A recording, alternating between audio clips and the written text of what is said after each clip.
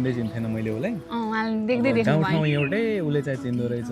होइन उसको मम्मीले पनि पढ्न जाने उसको घरमा पढ्न जा उसले सिकाइदिन्छ भनेर भन्नुहुँदो रहेछ ऊ चाहिँ नआउँदो रहेछ त्यतिखेरै आउनु पर्थ्यो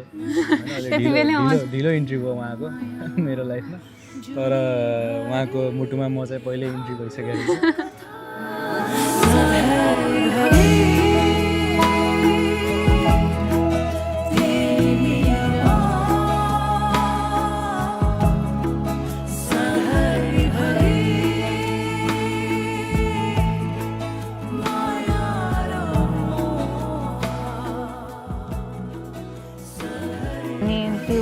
मोमेन्टसम्म चाहिँ आइपुग्न लागेछ भन्ने